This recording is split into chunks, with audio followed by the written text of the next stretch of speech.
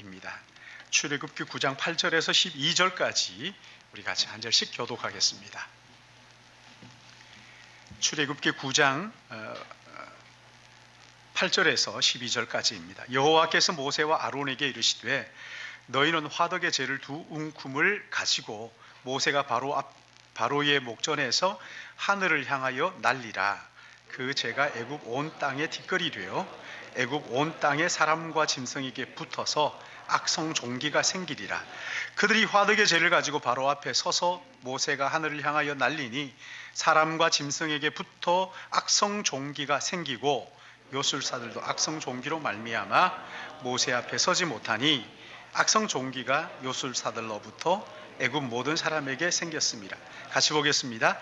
그러나 여호와께서 바로의 마음을 완악하게 하셨으므로 그들의 말을 듣지 아니하였으니 여호와께서 모세에게 말씀하심과 같더라. 아멘. 우리 같이 기도하고.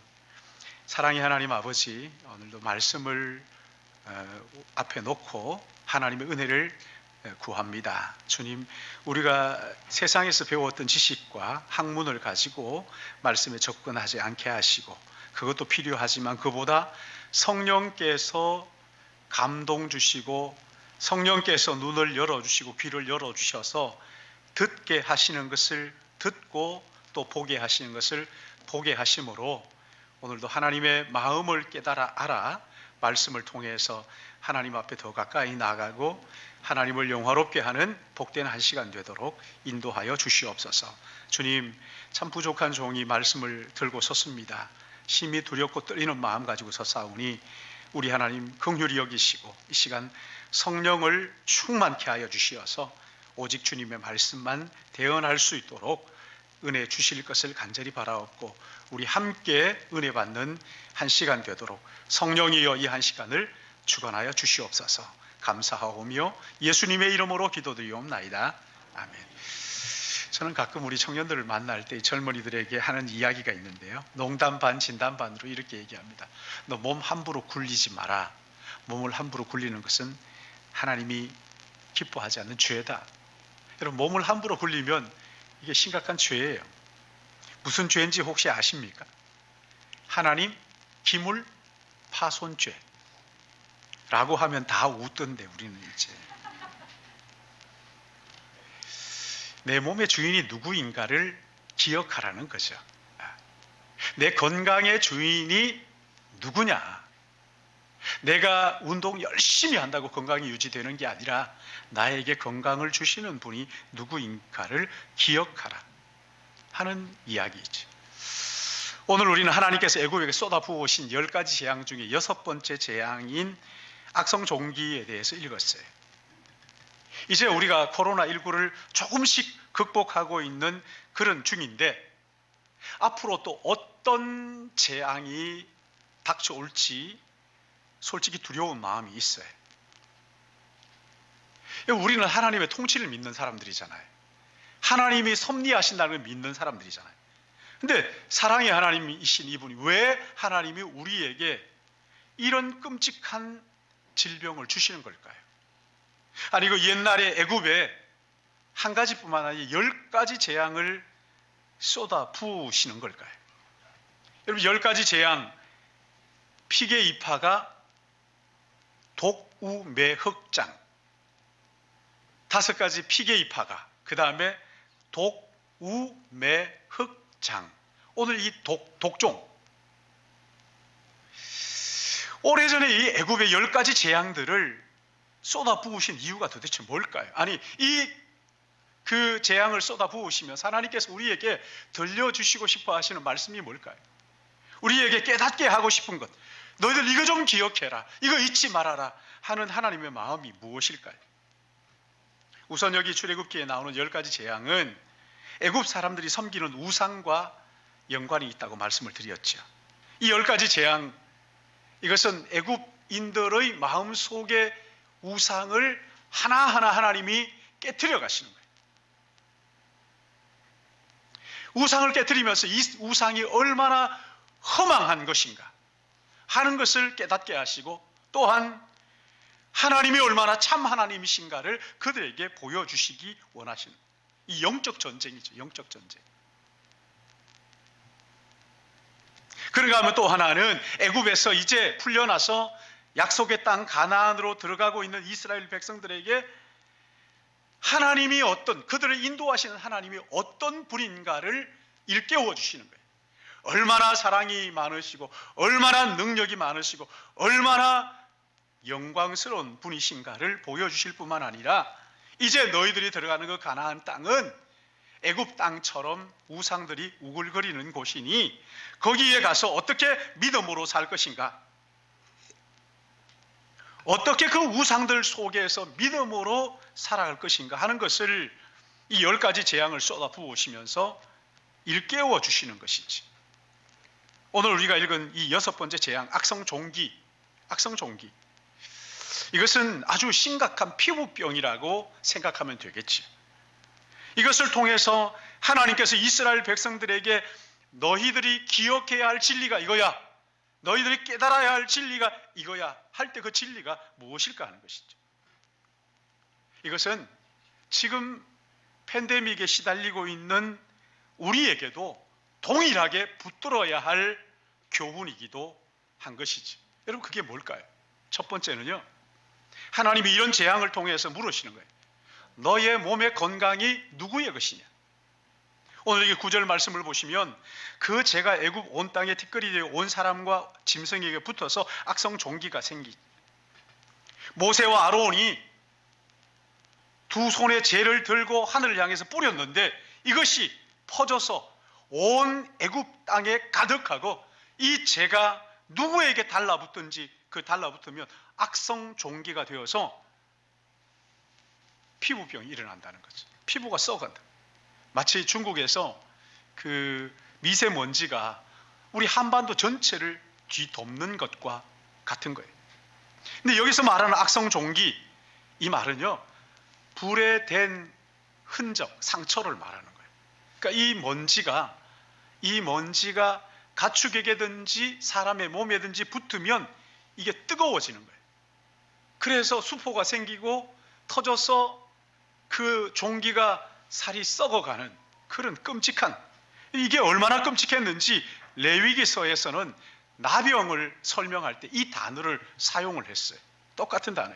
그런가 하면 히스기야 왕이 죽을 병에 걸렸다 했을 때 쓰여진 단어가 바로 이 악성종기라는 이 단어였어요. 그러니까 죽을 병이 걸렸다, 악성종기, 이 종기 때문에 사람이 죽게 생겼다, 그런 얘기죠. 그런데 하나님께서 쏟아부으신 그 재앙들, 4번째, 5번째 이 재앙들은요, 가축들에게 부어지고 했기 때문에 자기 몸에 직접적인 타격은 없었지만 6번째 이 재앙, 피부병은요, 사람의 몸에 달라붙어 가지고 아주 심각한 타격을 줬을 뿐만 아니라 목숨까지 앗아가는 끔찍한 질병이었죠. 우리 교회 청년들 중에도 제가 알기에 이 피부병, 아토피 때문에 고생하는 친구들이 있어요. 무척 고통스러워하죠. 여러 가지 치료하려고 애를 써보지만 이게 잘 낫지 않으니까 자존감이 막 떨어지기도 하고요.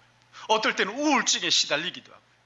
어떤 사람은, 여러분 아시는 그 연예인들 중에 어떤 한 사람은 피부병이 너무 지독해가지고 그래서 극단적인 선택하는 그런 경우도 종종 있었어요.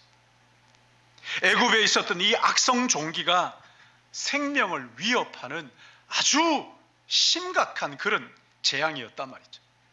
그 당시 애굽 사람들은 오늘 우리처럼 건강에 좋다 하면요, 그냥 물불 가리지 않고 쫓아다니면서 먹던 그런 시대였어요.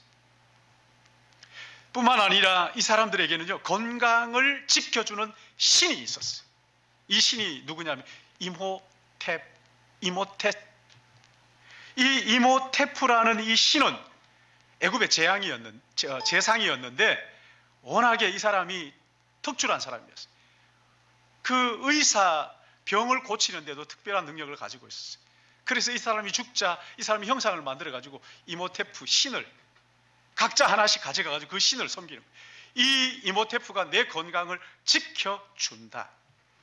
근데 애굽의 악성 피부병이, 이 재앙이 부어지자 이모테프에 가가지고 아무리 빌어도 나아지질 않는 거예요. 그때 이 애굽 사람들이 생각을 하는 거예요. 이모테프가 내 건강을 지켜주는 게 아니구나. 이걸 깨닫게 되는 거예요. 그러면서 그럼 누가 내 건강을 지켜주지? 누가 나의 생명의 주인이지? 누가 내 인생의 주인인가? 내 생명과 내 건강이 누구의 손에 있는지 생각하기 시작을 했던 거예요. 여러분, 이 성경을 통해서 우리에게 질문하는 거예요. 너의 생명의 주인이 누구냐? 너의 건강의 주인이 누구냐? 너의 건강이 어디로부터 나오느냐를 질문하는 거예요. 이스라엘 백성들이 가나안에 들어갔을 때요, 경제적인 이익을 얻기 위해서 그 땅의 신인 바알을 섬겼어요. 그러다가 솔로몬 시대에 나라가 두 개로 쪼개집니다. 북이스라엘과 남유다. 근데 그 북이스라엘의 7번째 왕인 아합, 그 아내가 아세라지야. 아주 지독한 왕들이. 근데 이 왕의 아들인 아시아가 병이 걸립니다. 용하다는 의원을 백방으로 수소문했지만 나타나질 않는 거예요. 없는 게 아니라 나타나질 않는 거예요. 그래서 이 아합이 고민을 하고 있는데 이웃나라 그 블레셋에서 바알세붑이라는 똥의 왕이라는 거죠. 바알세붑이라는 용한 신이 있는데 이 신은 못 고치는 병이 없다. 그래서 이 아합이요, 그 블레셋에 사신을 보냅니다. 이 사신이 바알세붑을 찾아가다가 엘리야를 만납니다. 선지자 엘리야를 만난 그 내용이 열왕기하 1장 3절에 나옵니다. 그에게 이러기를 이스라엘의 하나님이 없어서 너희가 에글론의 신 바알세붑에게 물으러 가느냐? 그러므로 여호와의 말씀이 내게 올라간 침상에서 내려오지 못할지 네가 반드시 죽으리라. 생명의 주인이 여호와 하나님이라는 거예요. 그리고 진짜 아시아가 얼마 후에 죽었어요. 대조적으로요, 남유다에 똑같은 병에 걸린 한 왕이 있었어요. 히스기야예요. 이 히스기야가 죽을 병에 걸리자 모든 것을 내려놓고 하나님의 얼굴을 구하며 기도하기 시작합니다. 그 기도가 이사야 38장에 나와 있어요. 마지막 대목이 이렇습니다. 여호와께서 나를 구원하시리니 우리가 종신토록 여호와의 전에서 수금으로 나의 노래를 노래하리로다. 무슨 말입니까? 하나님 나에게 다시 한번 기회를 주신다면 내 평생 하나님을 찬양하는 예배자로 살겠습니다. 그렇게 지금 이야기합니다. 여러분, 이 두 사건을 놓고 하나님께서 가나안 땅에 살고 있는 이스라엘 백성들에게 질문하시는 거예요. 봐라, 이 두 경우를 너희들이 생각해봐. 너의 생명의 주인이 누구냐? 너의 건강의 주인이 누구냐? 누가 너의 건강을 책임져 주느냐? 누가 너의 생명을 붙들고 계시느냐? 너의 생명의 주인이 누군지를 분명히 하라 말씀하십니다. 여러분, 우리의 생명의 주인이 누구인지 분명히 하기 위해서는 이것, 내가 살아야 하는 목적, 내가 건강해야 하는 목적을 분명히 하는 거예요. 내가 오늘 사니까 사는 거지 뭐, 이게 아니라 왜 내가 살아야 하는가? 왜 내가 건강해야 하는가? 히스기야가 나의 삶의 목적은 하나님을 찬양하고 예배하는 것이라고 했던 것처럼 우리의 삶의 목적이 무엇인지 분명하게 하라는 거예요. 여러분, 삶의 목적이 뭡니까? 아니, 하나님께서 여러분들에게 내가 너에게 건강을 주어야 할 이유가 뭐냐고 물으신다면 여러분 뭐라고 대답하시겠어요? 건강이 중요하다, 이건 뭐 아무리 말해도 부족하지 않죠. TV를 틀기만 하면 건강에 좋다는 약 선전, 약을 파는 어떤 아줌마 하나는 무슨 비타민 이런 약을 팔아가지고 거부가 됐다는 이야기가 있을 정도로 우리는 건강에 얼마나 마음을 쏟는지 몰라요. 그러나 우리 성도들에게는요, 건강에 대한 다른 개념을 가지고 있어요. 세상 사람들과 같이 이 건강이 우상이 되었었는데 건강이 최고야, 건강을 잃으면 다 잃어, 이렇게 얘기하면 안 되는 거죠. 우상이 뭡니까, 여러분? 우선순위가 바뀐 사랑이라고 얘기했잖아요. 건강이 하나님보다 앞서 있다면 우상이에요. 하나님이 계셔야 할 그 자리에 건강이 차지하고 있던가 내가 차지하고 있으면 그건 우상 숭배란 말이에요. 교회에 나오느냐 안 나오느냐 이게 아닙니다. 과도하게 그 일에 목을 메고 그리고 그것이 없으면 내 삶의 의미가 없어지는 것처럼 여기는 것, 우상이에요. 건강이 정말 중요한 것이지만 건강을 위하여 하나님을 이용하는 것, 여러분 이거 우상숭배라는 거예요. 하나님의 영광을 위하여 건강을 구할 때 하나님께서 건강을 주시지만 내 건강을 위해서 하나님을 이용하는 것, 우상숭배란 말입니다. 우상숭배예요. 여러분 건강을 구하려고 하나님을 이용해 보세요. 우리의 삶이 혼란스러워집니다. 우선순위가 없어지는 거예요. 아주 복잡해지는 거예요. 그러나 우리의 삶의 주인이 하나님이심을 알고 하나님의 영광을 위해 내 살기 원합니다. 건강을 구하고 물질을 구할 때 우리의 삶의 질서가 정연하게 잡히게 되는 거예요. 그러니까 여러분 삶이 혼란스럽다. 내 우선순위가 바로 되어 있는가? 아니 내가 우상숭배에 빠져 있지 않는가를 점검해 보라는 거예요. 여러분 건강의 주인은 누구이십니까? 아니 여러분의 삶의 주인이 누구입니까? 신약 성경을 보면은 이 건강의 우선순위를 바르게 하고 우상숭배하지 않았던 그 아주 유명한 한 분이 있는데 바울입니다. 바울. 사도행전 20장 24절에 이렇게 말씀하죠. 내가 달려갈 길과 주 예수께 받은 사명 곧 하나님의 은혜의 복음을 전파하는 일을 마치려 하면은 나의 생명조차 조금도 귀한 것으로 여기지 아니하노라. 건강보다 더 중요한 있다는 거예요. 하나님이 나에게 맡겨주신 이 사명, 이것은 내 건강보다 생명보다 더 소중하다. 그렇다고 해가지고 막 그냥 사명을 위해 가지고 건강이 해쳐도 막 죽도록 하다가 죽어라 이런 얘기가 아닙니다. 건강을 살펴야죠. 그러나 살피는 이유가 뭐냐? 하나님께 더 영광 돌리기 위해서, 하나님을 기쁘시게 하기 위해서. 바울은 그렇게 얘기합니다. 내게 사는 것이 그리스도니 죽는 것도 유익함이라. 나의 건강 주시는 것은 하나님의 영광을 위하여, 하나님이 주신 사명을 감당하기 위하여 내게 건강이 필요하다고 하나님 앞에 구하라는 것이지. 여러분 우리는 이런 재앙들을, 코로나19라는 재앙들을 만나면서 우리의 건강이 언제 어떻게 될지 아무도 몰라요. 장담할 수가 없는 시대를 살고 있습니다. 하나님께서 우리에게 내가 너에게 건강을 줘야 될 이유가 뭐냐 물으실 때 여러분 뭐라고 대답하시겠어요? 여러분의 건강은 어디에 위치해 있습니까? 하나님의 자리에 내 건강이 있지 않는가 살펴보라는 거예요. 하나님이 먼저예요.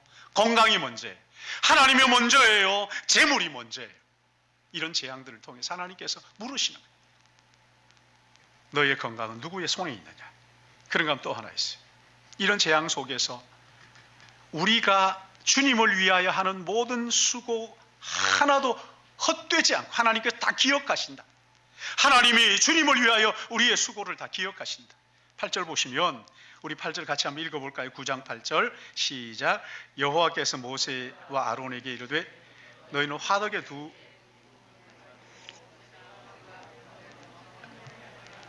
아멘. 여기 보시면 화덕의 재, 여러분 이건요 이스라엘 백성들에게 트라우마가 있는 거예요. 이스라엘 백성들이 애굽에서 노예처럼 살아갈 때 화덕에서 벽돌을 구웠거든요. 근데 이 벽돌을 구우면서 거기에서 나오는 연기와 재를 마시는데 이게 쌓여가지고 직업병이 됐어요. 심각한 직업병이 돼요. 그래서 이스라엘 백성들에게는요 화덕에 재하면 덜컥 놀라는 거예요. 트라우마가 있어요.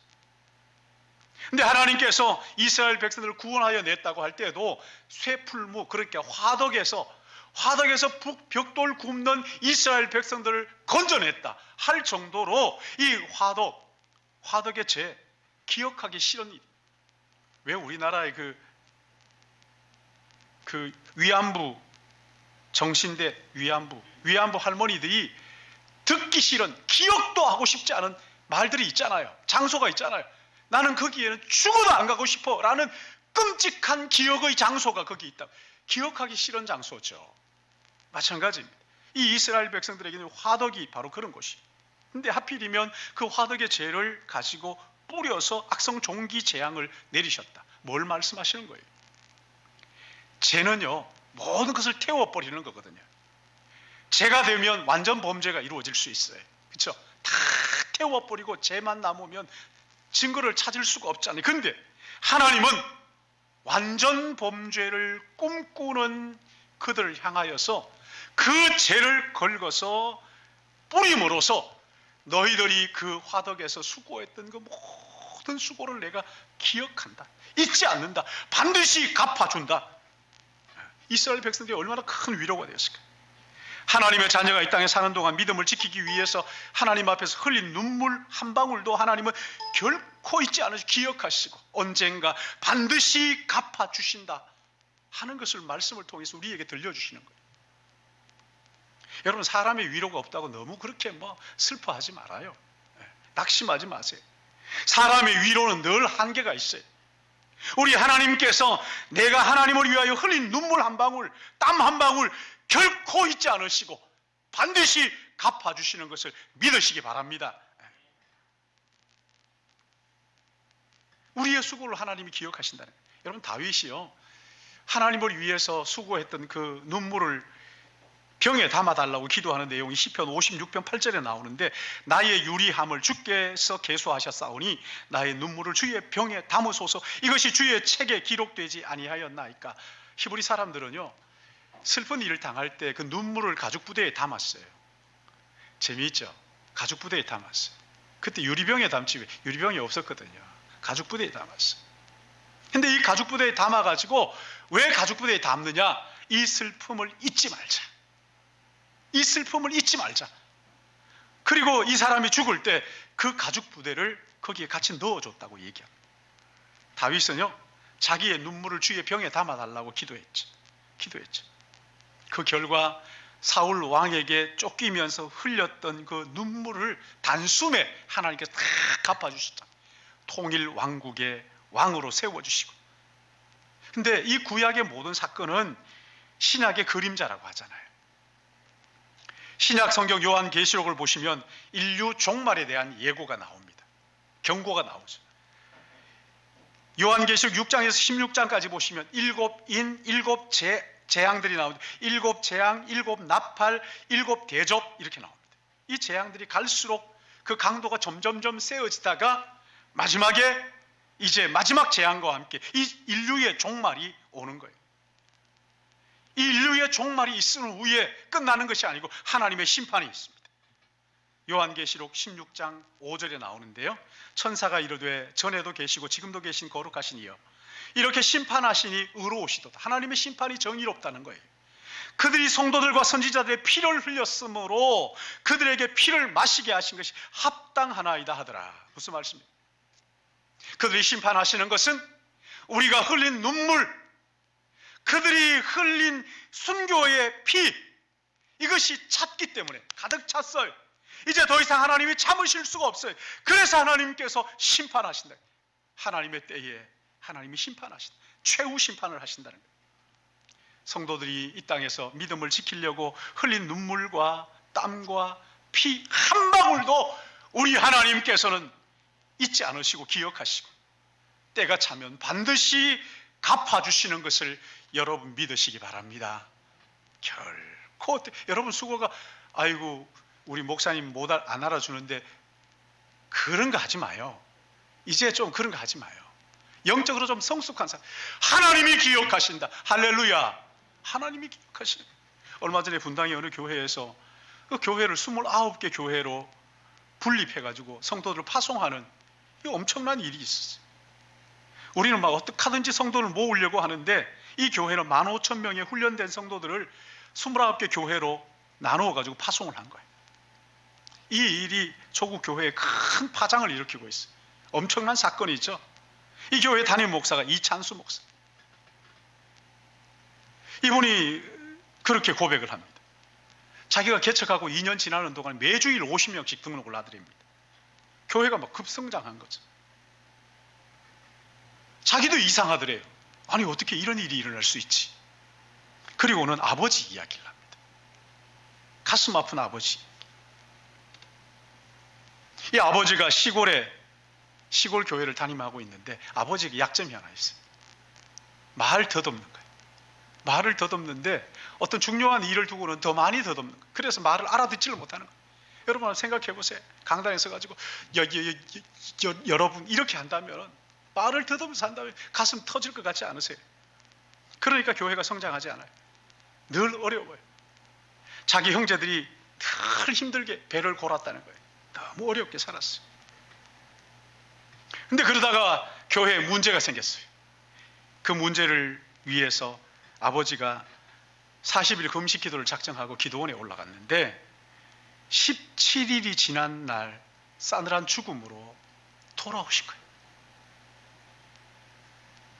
그리고는 끝났다는 거예요. 뭐 그렇지요. 뭐 목사가 죽었는데 그 가족들이 누가 책임이? 아무도 책임 안 지지. 근데 어느 날 이 목사님이 연극 구경을 갔는데 커튼콜이라 그러잖아요. 연극이 끝나고 커튼이 내려옵니다. 그리고 다시 커튼이 올라가면서 출연진들이 전부 다 나와가지고 인사를 하고 그 객석에서 박수를 보내잖아요.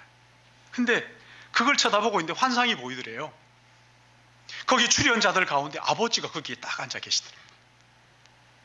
근데 그 객석에는 예수님께서 앉아가지고 그냥 사랑스러운 눈으로 막 열렬히 박수를 보내고 계시더라는 거예요. 그래서 거기에서 자기가 깨달았대. 내가 오늘 이렇게 복을 받는 것은 아버지의 흘린 눈물 때문이고 아버지의 피의 값이고 그리고 결단을 합니다. 나는 아버지처럼 저렇게 예수님으로부터 박수를 받는 목회자가 돼야 되겠구나. 얄팍하게 사람을 속여먹는 이 못된 목사가 아니라 정말 예수님으로부터 사람들이 뭐라고 얘기하든지 예수님으로부터 박수받는 그런 목회자가 돼야 되겠다. 자기의 마음 속에 상처가 치유가 되더라는 거예요. 아, 하나님께서는 우리 아버지가 그렇게 흘린 눈물과 피를 결코 잊지 않으시는구나. 여러분, 우리는 지금 이 교회의 적대적인 세상 손가락질 받으면서 우리가 정말 이렇게 신앙생활을 해야 맞나? 아니, 이렇게 믿음을 지켜야 하나?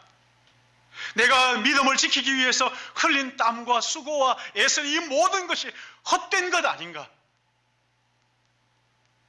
제 후배 목사 하나가 미국에서 연락이, 형,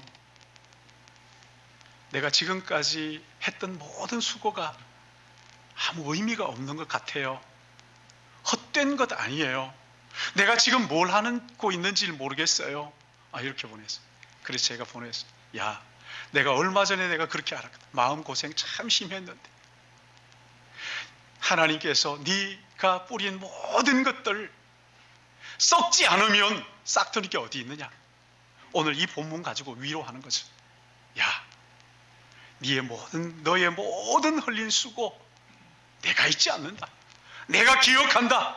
그 솥에 재를 긁어가지고 뿌릴 때 이스라엘 백성들의 마음속에 진정한 치유와 회복이 이루어지는 거지. 하나님이 갚아주셔야 돼. 사랑하는 여러분, 그러기에 어떤 경우에도 낙심하지 마시고 믿음을 포기하지 마십시오. 믿음을 위하여 흘린 땀과 눈물 결코 헛되지 않은 것을 믿으시기 바랍니다. 그럼 마지막으로 한 가지 더 있죠. 재앙시대에 우리가 붙들어야 할 진리, 완전한 치유자이신 주님께, 하나님께 우리의 몸을 산제물로 드리라는 거예요. 여기 11절 말씀 보시면 요술사들도 그들의 몸에 악성종기가 생겨서 모세 앞에 서지 못하게 되었다. 아니, 바로 앞에 섰는데 왜 모세 앞에 못 선다 그럽니까? 여기 요술사들은요, 마술하는 사람들이 아니에요. 그 당시에 최고의 지식인들이었습니다. 악성종기로 집에 일어나지를 못하고 누워 있는 거예요. 요즘 말하자면 그분이 안 보이는데 어쩐 일이야? 아, 코로나래요. 아, 그래요? 이러는 거죠. 악성종기에 걸려가지고 꼼짝을 못하니까 애굽의 모든 행정이 셧다운된 거예요. 그동안에 술책을 가지고 하나님을 대적했는데 하나님을 대적할 수 없도록 자기의 몸에 이제 심각한 그 악성종기가 생긴 거죠. 완전히 하나님 앞에 주저앉은 거죠. 두 손발 다 들었어요.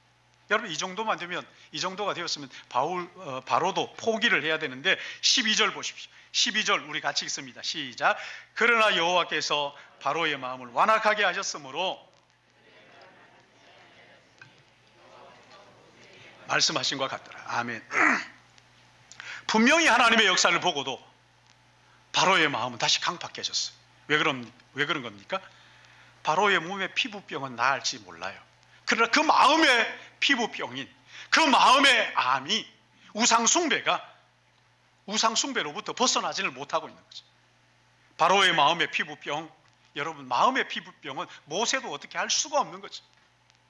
누가 마음의 나병인 이 피부병, 이 우상 숭배의 병을 고칠 수 있느냐? 마가복음 1장에요 나병 환자가 나옵니다. 이 나병 환자가 예수님을 찾아가요. 예수님이 그의 병을 고치시면서 하시는 말씀이 아무에게도 알리지 말라.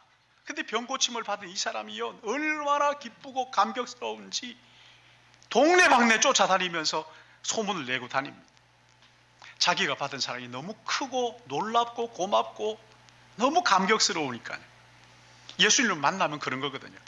근데 몸의 나병만 고침받은 게 아닙니다. 그 마음속에 열등감, 그리고 그 마음속에 그 패배감, 그리고 외로움, 이것까지 다 고침을 받았어요. 이 이야기가 마가복음 1장 40절 41절에 이렇게 나옵니다. 한 나병 환자가 예수께 꿇어 엎드려 간구하여 이르되 원하시면 저를 깨끗게 하실 수 있나이다. 예수께서 불쌍히 여기사 손을 내밀어 그에게 대시며 이르시되 내가 원하노니 깨끗함을 받으라. 자, 여기 보시면요 중요한 게 손을 내밀어 그에게 대셨다. 예수님은 나병 환자의 환부에 손을 올리셨다는, 터치하셨다는 거예요. 여러분 나병 환자가 가장 아픈 게 뭔지 아세요? 살 떨어져 나가는 거야. 뭐 어떻게 하겠어요? 고통을 모르니까. 근데 정말 힘든 것은요 사람들로부터 외면받는 거죠. 아무도 자기를 사람으로 맞아주지 않는다는 거예요. 정상적인 사람이 지나가면 외칩니다. 부정하다 부정하다 부정하다. 나한테 오지 말라 이거예요. 그러니까 혼자 얼마나 외롭겠어요. 얼마나 고통스럽겠어요. 저녁에 잠자리에 누우면 눈물이 뚝뚝 떨어질 거예요. 내가 어쩌다가 이렇게 됐을까. 사람들도 그를 가까이 하지 않습니다. 만지는 건 고사하고 가까이 하려고도 하지 않아요. 예수님이 그를 찾아오셨어요. 말씀으로도 얼마든지 고칠 수 있는데 손을 내밀었어요. 그 환부를 만지셨어요. 여러분 그 환부를 만질 때 이 사람이 어떤 느낌을 받았을까요? 사람의 이 촉감이라는 게 이런 건가. 자기의 마음속에 그 나병들이 치유되지 않았을까요? 열등감이 떠나고 외로움이 치유되고 말이죠. 우리의 몸의 부정과 내면의 이 부정까지도 대신 짊어지신 예수 그리스도. 여러분 그 나병 환자에게 손을 올렸다는 것은 그와 내가 동일시. 나병 환자를 위하여 손가락질하는 모든 것을 예수님도 같이 받으시겠다는 거예요. 친구가 되시겠다는 거 아닙니까? 다 받으시겠다는 거예요. 여러분 예수님이 이분이 누굽니까? 어떤 분입니까? 아니 예수님이 왜 그렇게 하셨을까요? 왜 나병 환자를 찾아가시고 그 손을 올리시고 그렇게 마음의 병까지 치유해 주셨을까요? 이유가 뭘까요? 도대체? 저는 이 말씀을 묵상하다 이 찬양이 생각이 났어요. 행복된 천국 떠나서 외로운 골고다의 길, 내 생명 구하시려고 스스로 지신 십자가, 사랑 없다면 가능했을까? 별들이 말하네, 새들도 말하네, 사랑 없다면 가능했을까? 내 마음이 말하네, 사랑 없인 안 돼. 행복된 천국 떠나서 이렇게 하는 거예요.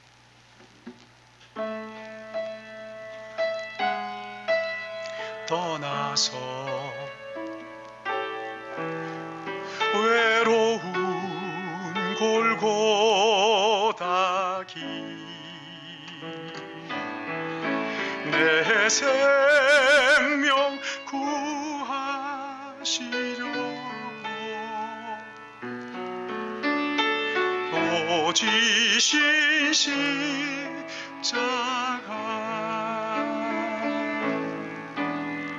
사랑 없다면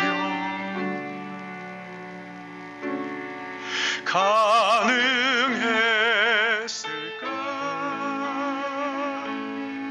별들이 말하네, 새들도 말하네, 사랑 없다면 가능했을까?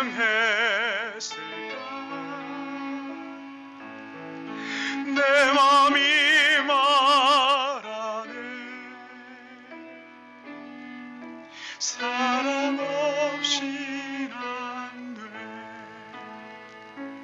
사랑 없다면 없다면 가능했을까?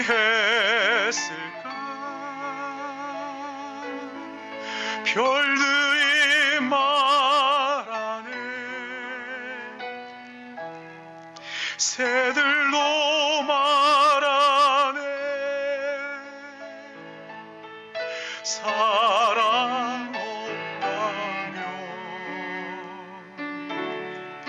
가능했을까?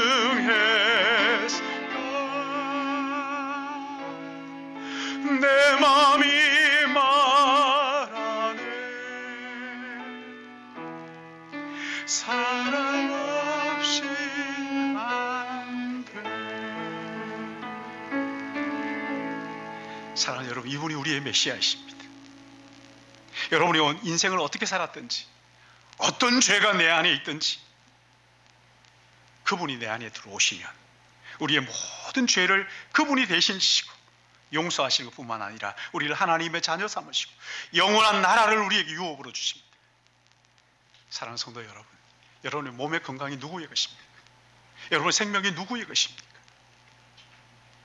아픔을 넘어 우리의 마음의 상처까지 만지시고 고쳐주시는 예수 그리스도, 그분이 우리에게 몸의 병뿐만 아니라 마음의 병을 고쳐주시면서 이 병으로부터, 우상으로부터 우리를 자유하게 하십니다. 죄와 죄책으로부터 우리를 진정한 해방을 주시는 분이십니다. 이 주님 안에서, 이 주님과 함께 참된 기쁨과 평안과 자유를 누리시기를 예수님의 이름으로 축복합니다.